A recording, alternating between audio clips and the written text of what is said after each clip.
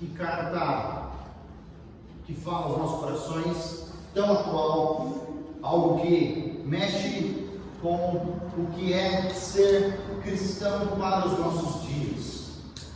Redefinir, realinhar e recomeçar parece que é a função constante diária de um pastor nesse dia especial, onde tem que sempre fazer essa leitura da palavra de Deus e trazer para a realidade de vida de cada um. E temos membros em estágios muito diferentes, desde a maternidade espiritual até uns que já estão aí. Não existe terceira idade espiritual, né, gente? Só existe maturidade espiritual. Olha só, a Bíblia é bem generosa quando fala nesse sentido.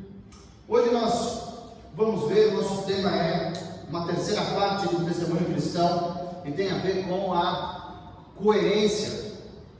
Como a coerência na vida de um seguidor de Jesus Cristo faz toda a diferença na hora dele proclamar, dele falar naquilo que ele crê, falar naquilo que mudou a sua vida. E hoje nós vamos ver exatamente isso.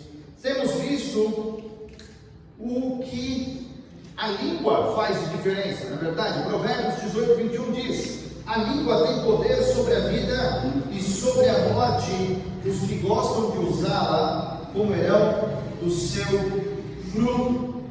Para a gente entender, sempre ter usado pelo menos duas figuras aqui, tanto do juiz quanto do médico. O juiz, naquilo que ele proferir, naquilo que ele falar, ele tem o poder tanto de salvar, mas também de condenar. O médico, muitas vezes, na sua expectativa diante dele, se você já passou por isso, fala: e qual é o resultado? O que isso quer dizer? Não, você está com saúde boa? Não. Vamos ter que procurar mais, ou você vai ser submetido a uma cirurgia ou algo do tipo. São consequências.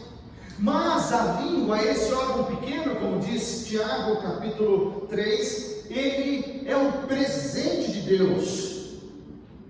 E assim como toda a nossa vida, cada detalhe da nossa vida tem que ser usado segundo o manual do nosso fabricante.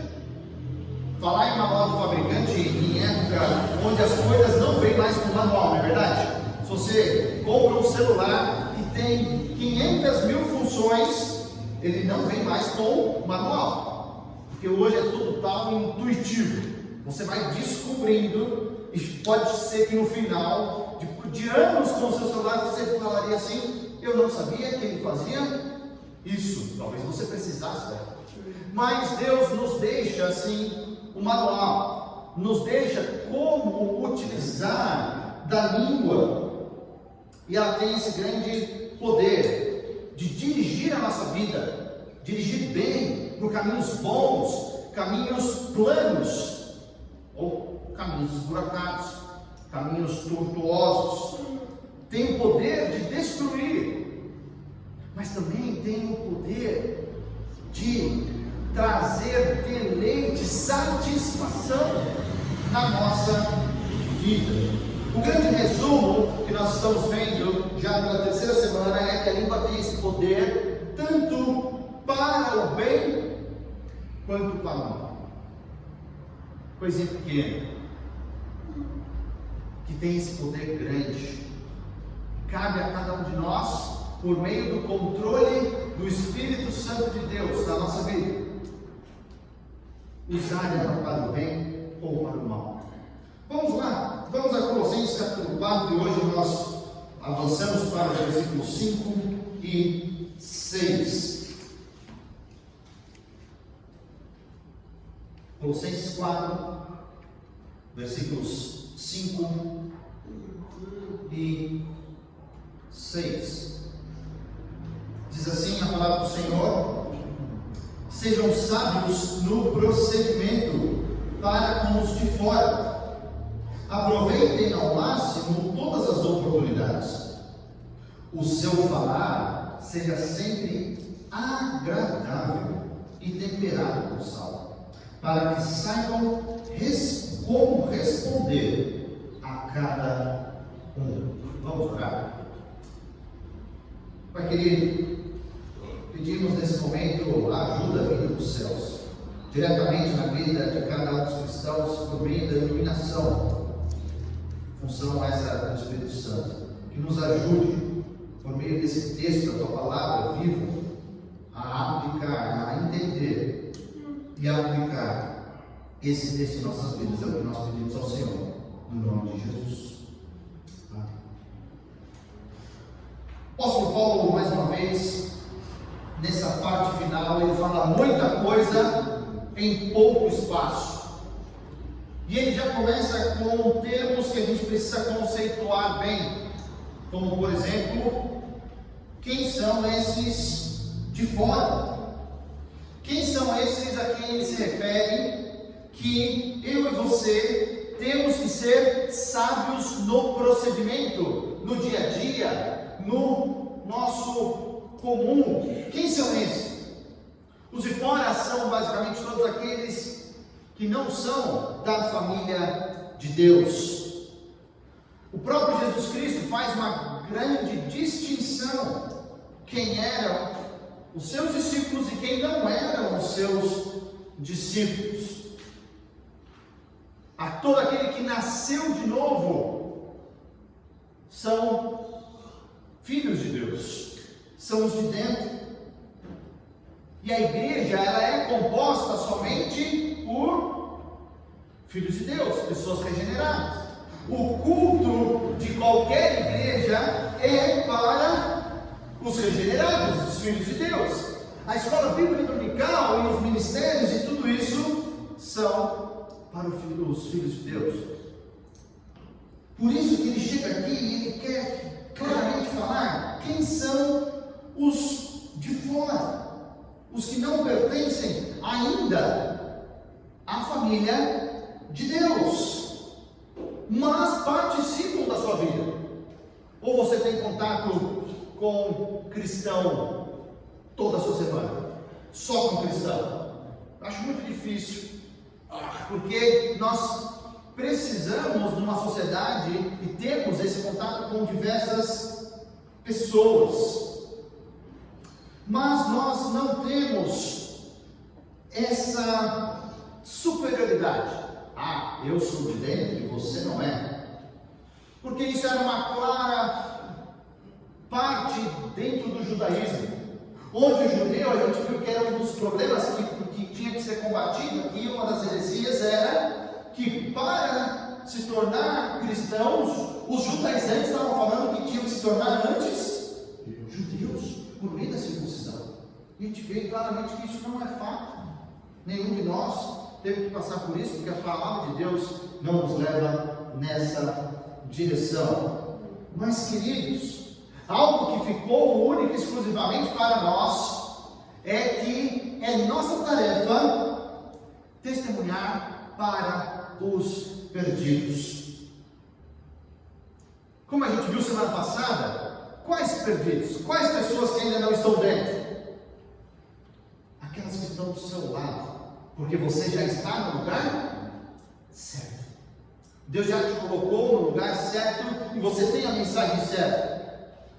Então, é nosso dever trazer essas pessoas para a família que não é nossa. A família é do nosso Deus. Cabe a nós testemunhar, e a gente vai ver como fazer isso e a coerência entre aquilo que a gente faz e fala, entre aquilo que a gente crê e o nosso dia a dia, faz toda a diferença. Esse talvez seja um dos maiores testemunhos da igreja. E quando eu falo igreja, eu falo salvos. Quando eu falo salvos, eu falo cada um de nós. Esse é o maior testemunho da igreja. E hoje nós vamos ver duas marcas sobre essa coerência. O que inclui um cristão coerente, tendo isso a seu favor no testemunho do Evangelho aonde Deus levar? Primeira coisa, nós vemos no versículo 5, que é essa sabedoria no viver. Sejam sábios no procedimento para com os de fora. Aproveitem ao máximo todas as oportunidades. Nós temos essa grande responsabilidade de comportar com sabedoria. E sabedoria é muito diferente de inteligência, é muito diferente de sagacidade, porque sabedoria é fazer o certo de acordo com a palavra de Deus. Não de acordo com a situação, não de acordo com a cultura, mas de acordo com a palavra de Deus. E isso é o que eu e você fomos chamados. Eu brinco com o pessoal que nós não fomos chamados para sermos politicamente corretos, não é verdade? Mas nós fomos chamados para sermos biblicamente corretos. E essa é a nossa posição. E isso se refere ao que você faz ou deixa de fazer no seu dia a dia. O seu acordar, o seu almoço, o seu jantar, o que você vê, o que você não faz ou faz. Porque quem está de fora está observando, está nos olhando, eles nos observam e muitas vezes eles são extremamente críticos. Queridos, eu e você não podemos ter nada na nossa vida, coisa alguma, que prejudique o testemunho de Jesus Cristo a quem nós representamos. Não é a mim, não é o nome dessa igreja, dessa denominação, é o nome de Cristo que está em jogo. É a Ele quem nós representamos, somos embaixadores dele, e isso é um grande problema. Conta uma história de um pastor norte-americano, pastoreou muito tempo uma igreja na cidade de Nova York, a Igreja Batista do Calvário. Depois ele foi para um grande instituto missionário dos Estados Unidos que chama Instituto Bíblico de Moody, e em Chicago, na cidade de Chicago.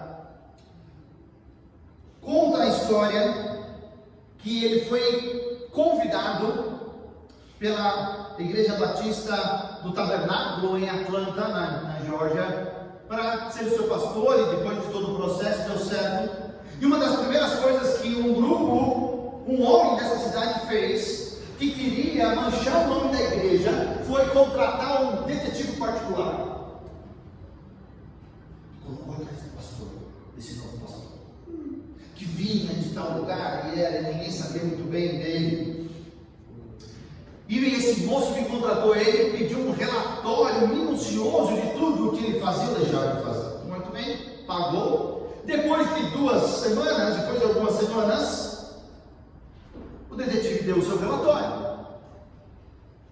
Disse: moço que queria destruir o nome daquela igreja, e consequentemente a de Jesus Cristo e a desse pastor, leu o relatório. Quem contratou, e ele chegou a clara conclusão: o que esse pastor diz tem tudo a ver com o que esse pastor vive. E esse homem que queria destruir a igreja acaba entregando a sua vida a Jesus Cristo, por causa do testemunho, por causa da coerência desse homem entre a sua vida e a sua fala.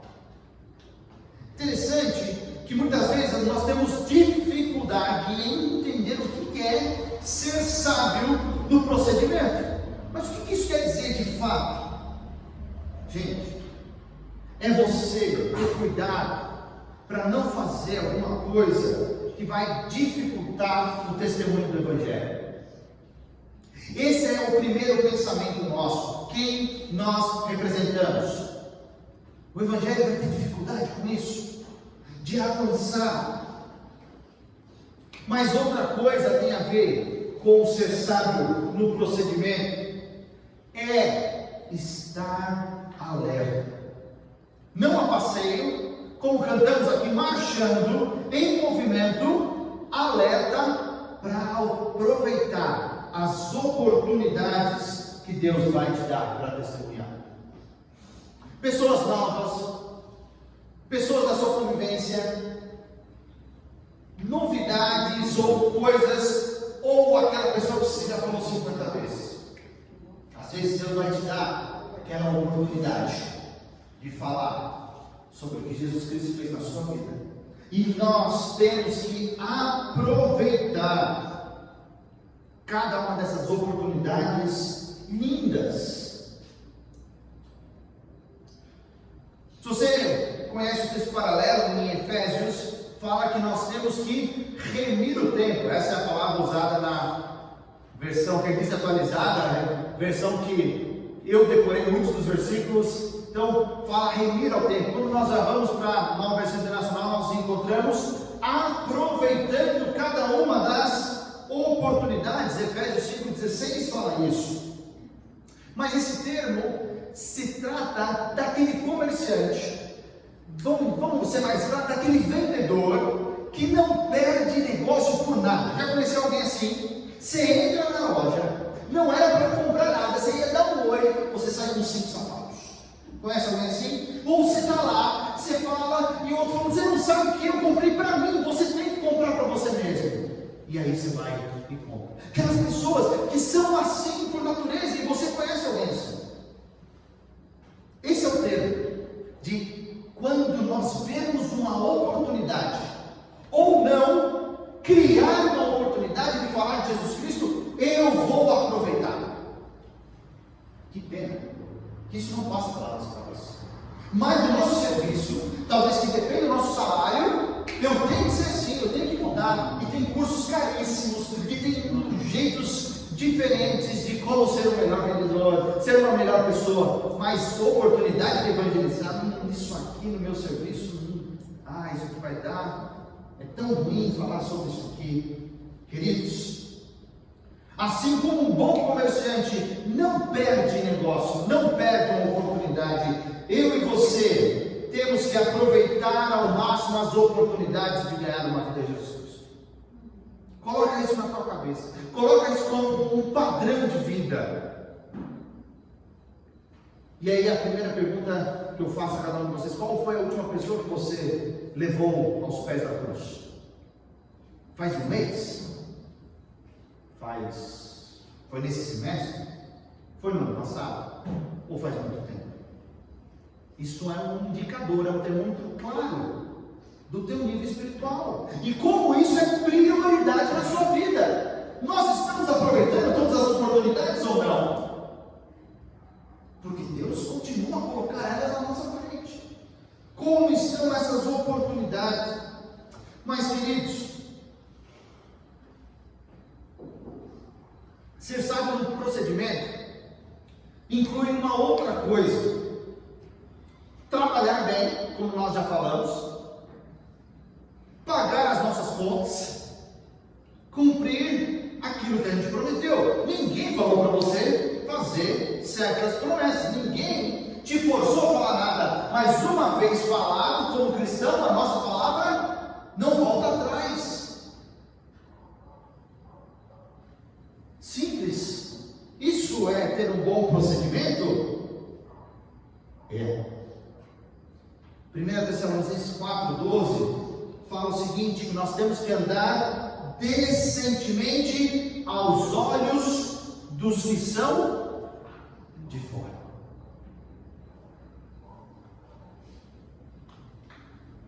Um amigo meu foi numa loja fazer uma compra para a sua igreja.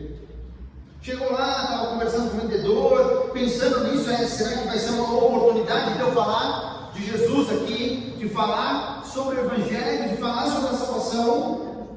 Foi quando o próprio vendedor falou assim: o fulano de tal é da sua igreja, não é verdade? Como é assim? Conhece ele? Claro, conheço. E aí papo vai, papo vem. E o vendedor falou assim: então, sabe o que acontece? Você não sabe quanto que essa pessoa está devendo aqui na loja. E você não sabe como é difícil, constrangedor negociar com ele. Ele não paga. Aquele pastor, meu amigo, ficou completamente ousado. Não testemunhou, porque ali tinha sido manchado o testemunho de Jesus Cristo diante daquela pessoa, como daquela oportunidade linda que Deus tinha dado ali, por causa do procedimento de um e de outro. Por isso que nós somos comunidade. O teu procedimento impacta na vida de todos nós. A ponto de já ouvir aqui na cidade pessoas que deviam muito dinheiro, que quando se converteram foram cobrados, falam, não, todas as minhas dívidas foram pagas na cruz. Aí aqui na terra você não vai acertar a sua conta. Segunda marca, além de ter sabedoria no viver, a segunda marca, versículo 6, é graça no falar. O seu falar seja sempre agradável e temperado com sal, para que saibam como responder a cada um. Não basta somente se portar, viver com sabedoria, mas sabedoria, esse cuidado com as pessoas que são de fora, mas você precisa falar, verbalizar, você precisa sim abrir a sua boca e compartilhar sobre o Evangelho de Jesus Cristo. A boa nova que transformou a sua vida, a boa nova que vem e muda todos os seus parâmetros para melhor, muda tudo para melhor. Mas a gente vai falar qualquer coisa? Vai falar algo que vem da nossa cabeça? Não, nós falamos única e exclusivamente da graça de Deus. Por isso que o nosso cuidado todo é falar palavras controladas pela graça, palavras que vão apontar para Jesus Cristo, palavras que vão glorificar a Deus. Gente, isso é um desafio no nosso mundo hoje. É um grande desafio para cada um de nós. Isso passa pelo nosso dia a dia, vai passar pelo seu amanhã, com as pessoas que Deus vai colocar no teu dia amanhã. Como que eu vou viver isso? Mas em primeiro lugar, palavras de graça não vão sair da sua boca se essas palavras de graça não estiverem dentro do seu coração. Porque a nossa boca vai falar, vai explodir, vai compartilhar daquilo que o nosso coração está cheio. E se nós estamos cheios da graça de Deus, do amor de Deus, é disso que nós vamos falar para os outros. Quando nós temos graça no nosso coração e ela explode aos nossos lábios, ela sai em palavras, o nosso testemunho vai ser fiel, fidedigno, confiável, digno de confiança. E eu e você não seremos advogados de acusação ou juízes. Você está errado, você vai para o inferno, você converta agora. Não. Graciosamente, nós chegaremos e saberemos tratar daquela necessidade, assim como Jesus nos tratou quando eu e você entregamos a nossa vida a Jesus Cristo. Palavras de graça. Amém. Mas qual que é o maior exemplo? A quem vamos recorrer para aprender? Talvez a gente não saiba, isso é justo, isso é normal, queridos. Não, a gente não espera que no dia seguinte à sua conversão você já saiba fazer tudo, não. Por isso que Deus nos deixou a palavra de Deus, por isso que está tudo registrado para mim e para você, que nós vamos aprender com Jesus Cristo. Lucas, capítulo 4, versículo 22, diz assim: todos falavam bem dele e estavam admirados com as palavras de graça que saíam de seus lábios. Palavras de graça. Esse é o nosso exemplo. Se portar como Jesus Cristo se portou. Salmo 45, um salmo messiânico, um salmo prevendo a vinda do Messias. E nós hoje já sabemos que ele veio e ele é Jesus Cristo. Fala assim na segunda parte do segundo versículo: derramou-se graça em teus lábios. O Messias que viria, uma das características dele é que estaria derramando, jorrando graça a partir da sua boca.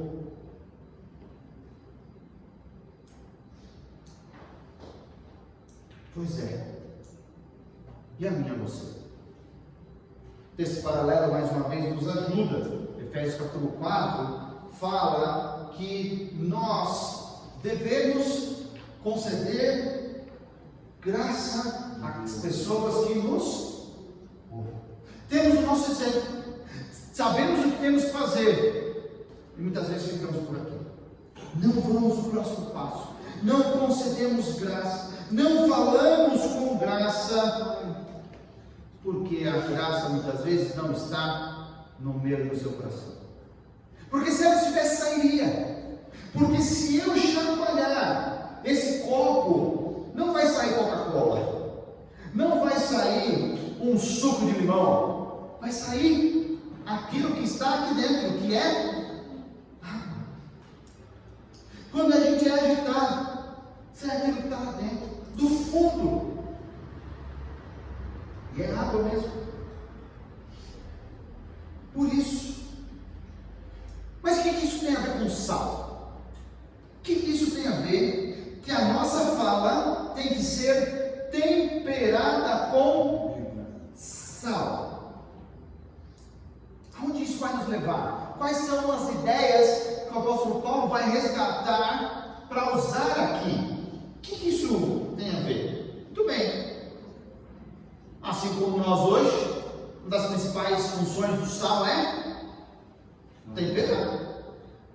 Aquela comida que está muito bem feita, mas você sente que está faltando alguma coisinha assim, dá aquela corrigida no sal. Agora sim, agora aquele almoço de mãe, agora a vontade do segundo prato vem, não é verdade? Da repetição. Porém, e no nosso país nós temos vários exemplos disso, desde o Nordeste ao Rio Grande do Sul, desde a carne de sol ao charque, que o sal também serve para conservar, não é verdade? Quando nós não temos ou não tínhamos como sociedade a tal invenção da geladeira, bendita invenção, não é verdade? O pessoal tinha que manter os alimentos por muito mais tempo. Ou você coloca na lata com a gordura, ou você salga, normalmente carne, não é verdade? O tal da comida do bacalhau, você compra ele, e a primeira coisa que você tem que fazer é o quê? Mas dar banho, tirar o sal e tirar, não é verdade? Porque se você for cozinhar do jeito que você comprou no mercado, meu amigo, minha amiga, vai muita água na sua refeição. Então existem essas duas funções claras. Quando a gente coloca o sal, a gente tempera as nossas palavras com sal, traz essa ideia de conservação, de pureza naquilo que nós temos que falar, de pureza. Efésios 4:29 diz o seguinte: nenhuma palavra torpe saia da boca de vocês. Pastor, eu não sei nem o que é torpe. Vou te explicar. Nenhuma palavra fedida, essa é a palavra. Nenhuma palavra mal cheirosa, não é o hálito da pessoa, não. Nenhuma palavra que vai colocar para baixo. Palavrão. Cristão falando palavrão, gente. Isso não cabe na boca de nenhum cristão. Porque não tem opção aqui. É uma ordem. Nenhuma palavra fedida saia da boca de vocês. Talvez uma terceira ideia que o apóstolo Paulo, como judeu, possa agregar aqui, era que o sal também era utilizado nos sacrifícios. Lá em Levítico capítulo 2 nós vemos o sal sendo colocado. E aí o pessoal brinca, né? Pastor, tinha um fogo, tinha carne. Será que ele está falando de sal grosso? Nós não sabemos. Se fosse lá no Rio Grande do Sul, talvez. Mas, queridos, O sal vinha ali para dizer que aquilo também que seria queimado, já jogou sal no fogo, o que acontece? O fogo cresce. Também era um sacrifício a quem? A Deus. Mas uma ideia que traz do próprio sal, da própria palavra, daquilo que eu e você falamos como um sacrifício a Deus. Ou seja, nós sabemos que Deus é onipresente, que Ele sabe de tudo que a gente faz, isso é a sua onisciência. Então, tudo que a gente falar tem que ser um sacrifício agradável a Deus, pura, para edificação. E aí vem a parte mais prática, porque se é um sacrifício a Deus, e essa ideia do Antigo Testamento, isso me remete que existem coisas certas a serem ditas nas horas certas. Não é de qualquer jeito, não é como eu quero, como eu acho, como deveria ser, mas como a palavra de Deus normatiza e fala como deve ser. Se eu faço diferente disso, é pecado. Um cristão, muitas vezes falando com vulgaridade, falando palavras de baixo calão, falando palavrões, contando piadas, é horrível. Mas sabe o que é pior? Quando tem um não crente ouvindo, quando tem alguém que é de fora ouvindo. Aí, querido, teu testemunho vai demorar um pouquinho mais para impactar a vida da pessoa. Isso não cabe a nós. 1 Pedro, capítulo 3, versículos 15 e 16, diz o seguinte: sejam sempre preparados para responder a qualquer pessoa que pedir a razão da esperança que há em vocês. A gente conhece muito bem essa parte do versículo, certo? Só que a gente esquece de ler o versículo seguinte: contudo, façam isso com mansidão, respeito. Já viu aquela pessoa que quer converter o outro na marra? Que quer fazer, cara, você precisa entender isso aqui. Você é muito burro. Todo mundo já entendeu. Gente, não cabe, não é assim. Cabe a nós estarmos prontos com a resposta certa, que nós já vimos semana passada, mas a maneira é com mansidão e respeito. Mansidão é a diferença de truculência do meu jeito. Respeito é o oposto de arrogância. Convicções firmes, claro, porque a palavra de Deus nos dá. Nem nossa ação. Temos, claro, convicções firmes por causa da palavra de Deus. Não vamos fazer concessões devidas, não faremos. Mas a nossa parte de cultivar um espírito bondoso, um espírito amoroso na conversa, no trato, isso cabe a nós. E isso é marca de um cristão verdadeiro. Queridos, o apóstolo Paulo está querendo dizer para aquela comunidade e para nós hoje, a palavra de Deus, que você precisa ter coerência entre o jeito que você vive e aquilo que você fala. O jeito que você vive. Porque se você quer viver de qualquer jeito, qualquer coisa que você dizer, falar, ninguém vai prestar atenção.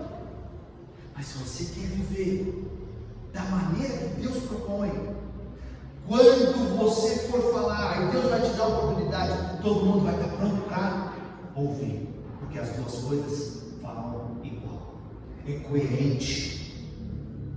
Isso é um testemunho eficaz. Pastor, eu não sei como testemunhar. Primeiro passo: você está vivendo aquilo que você crê? Agora fala. Ah, mas eu não sei falar. Já pediu ajuda? Lembra? Primeira coisa que nós vimos, já orou. Você é um exemplo em oração. Você coloca a sua vida diante de Deus, porque a mensagem certa e o lugar certo você já está. Agora, aproveite essa oportunidade que Deus vai te dar. Presta atenção nesse vídeo. Mais um vídeo aqui, desse seriado que tem transformado a vida de tantas pessoas aí, que eles têm impactado muitas vidas ao redor do mundo. Essas coisas farão sentido para alguns e não para outros. Eu não quero seguidores passivos, dos que estão verdadeiramente comprometidos e não mais profundamente procurando pela verdade. Mas eu concordo com você. Não devemos começar com emoção. Você tem razão nisso. Vou trabalhar.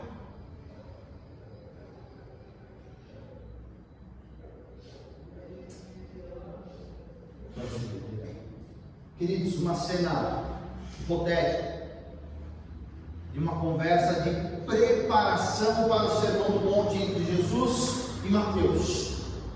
Como começar esse sermão que vai ser a marca do meu ministério? Começa de um jeito, começa do outro. E Jesus está ali nessa dúvida, compartilhando com Mateus algo que ele nem precisaria fazer. E você sabe como ele começa o Sermão do Monte? Ele começa pelo nosso dia a dia. Bem-aventurados os que são desse jeito. O bem-aventurados os que são dessa outra forma. Bem-aventurados os que fazem isso. Ele não começou com a parte do que você precisa saber, mas aquela que você precisa fazer. Como isso faz diferença? E ele fala: eu não quero seguidores passivos.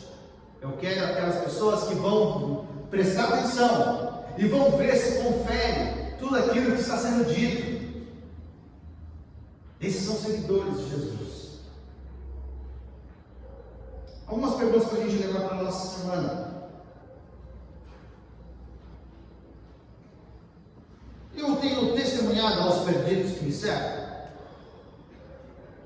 Será que o meu maior anseio, desejo, é ver cada uma das pessoas ao meu redor serem entregues a Jesus Cristo?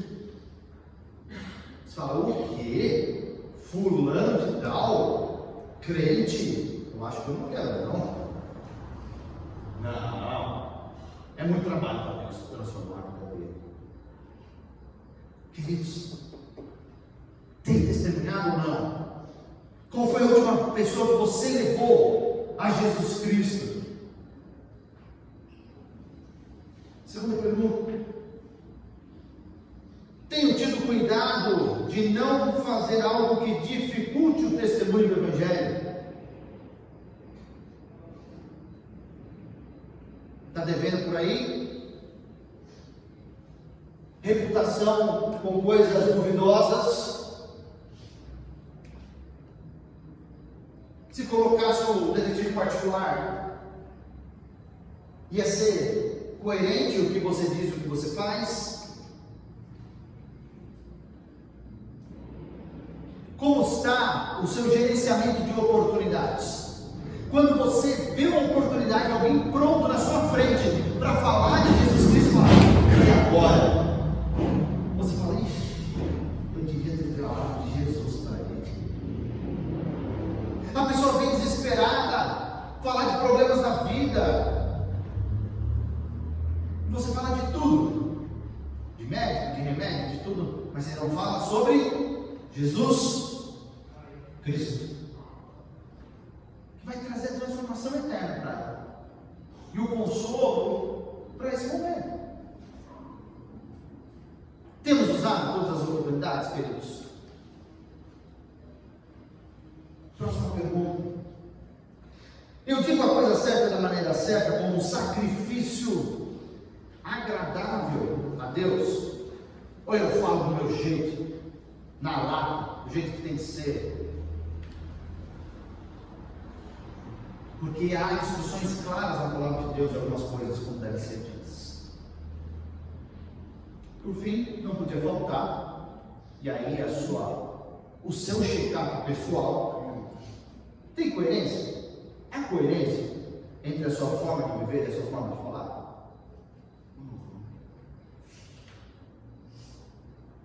Eu acho que eu não falo, pastor, mas eu tenho vivido bem, mas eu esqueço de aproveitar a oportunidade. Vai lá, vamos, tem muito tempo, dá para consertar. Pastor, eu falo muito, mas eu escorrego muito também na minha forma de viver. Não tem problema, vamos juntos, dá para mudar. Ah, pastor, eu não faço nenhum nem outro. Calma, também tem esperança para você. Dá tempo de mudar, dá tempo de você mudar o seu comportamento, ser um cristão verdadeiro, como Deus espera, e aí o teu testemunho, a tua fala começar a ganhar validade.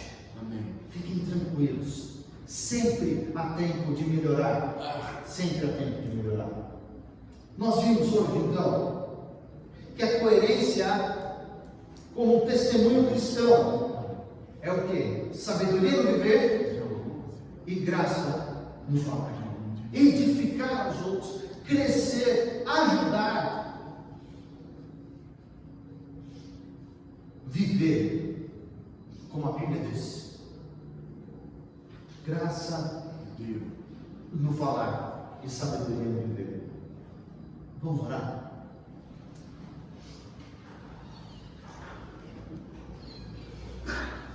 Pai querido, pedimos a tua ajuda, porque o padrão que o Senhor mesmo coloca é alto. Porque se fôssemos nós para colocar qualquer outro padrão, iríamos colocar um padrão mais fácil, mais tranquilo de ser realizado. Mas o padrão do Senhor, é perfeito. Nos ajuda, Senhor, a termos essa coerência como um trunfo no nosso testemunho, no nosso evangelismo pessoal. Ajude a cada um aqui, Senhor, a fazer tudo aquilo que o Senhor mesmo falou no coração deles, por meio da tua palavra. Nos ajuda como igreja a vivermos isso, é o que nós pedimos. Precioso nome de Jesus Cristo.